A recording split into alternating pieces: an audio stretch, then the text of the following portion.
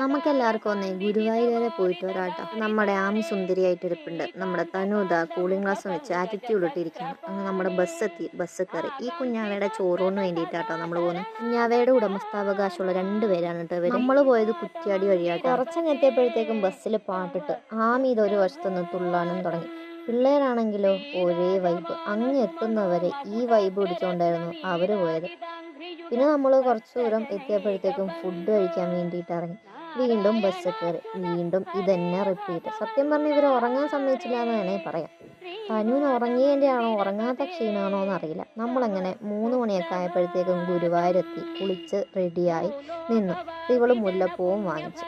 അങ്ങനെ അവളുടെ തലയിൽ മുല്ലപ്പൂവും വെച്ചിട്ട് നമ്മളെല്ലാവരും പോവാൻ നിന്ന്. ഇത് നമ്മുടെ അമ്മയാട്ട. ഇവിടെ 2 പേര് മുണ്ട് കൊടുത്ത് നിൽപ്പുണ്ട്. അതൊക്കെ റെഡിയാക്കി കൊടുത്ത് ഒരു ഫോട്ടോ എടുത്ത്. അങ്ങനെ നമ്മളെ ചെക്കന്മാർ ഇവിടെ റെഡിയായി നിൽക്കുന്നുണ്ട്. അങ്ങനെ നമ്മൾ അമ്പലത്തിലേക്ക് പോയി. ഞാൻ ഇവിടം വരെ ആയിട്ടാ പോയിട്ടുള്ളൂ. പിന്നെ ആണെങ്കിൽ നമുക്ക് ബാക്കി വീഡിയോസ് എടുത്തു തന്നത് വേറൊരു ചങ്ങായിട്ടാ. അപ്പം നമുക്ക് വേണ്ടി അവൻ ആ വീഡിയോസും കുറേ എടുത്തു തന്നു. അങ്ങനെ പോയവരൊക്കെ തൊഴാൻ വേണ്ടി നിന്നു. നമ്മളാണെങ്കിലോ ബസ് കിടന്നുറങ്ങി. കുറച്ച് കഴിഞ്ഞപ്പോഴുണ്ട് തൊഴാൻ പറ്റാണ്ട് കുറേ എണ്ണം തിരിച്ചു വന്നു. അങ്ങനെ നമ്മളെല്ലാവരും കൂടി ചായ കുടിക്കാൻ പോയി. പുറത്താണെങ്കിലോ നല്ല മഴയുണ്ട് കേട്ടോ. അങ്ങനെ നമ്മുടെ ചായ വന്നു. എന്നാൽ നമുക്ക് ചായ കൂടി തുടങ്ങാം. ചായയും കുടിച്ച് പിന്നെ നമ്മൾ ബസ്സിൽ തന്നെ പോയി കിടന്നുറങ്ങി. പിന്നെ അമ്മയൊക്കെ തൊഴാൻ നിൽക്കുന്നുണ്ടായിരുന്നു. അവർ വന്നിട്ടുണ്ടായിരുന്നില്ല. അപ്പോൾ അവരെ നോക്കി പോവുകയാണ്. അപ്പോഴും മഴയ്ക്കാണെങ്കിലും ഒരു കുറവുമില്ല കേട്ടോ. അപ്പോൾ നമ്മൾ തേടിപ്പോയ ആൾക്കാർ ഇതാ ഇവിടെ നിൽപ്പുണ്ട്. അവർക്കും തൊഴാൻ പറ്റിയില്ല. കുറേ നേരം ക്യൂവിൽ നിന്നിട്ടും അവർ തൊഴാണ്ട് തിരിച്ചു വന്നു. എന്താണെന്നറിയില്ല, ഞങ്ങൾ പോയ സമയത്ത് നല്ല തിരക്കായിരുന്നു. പിന്നെ കുറച്ച് പേരെയും കൂട്ടി നമ്മൾ പിന്നും ബസ്സിലേക്ക് പോയി.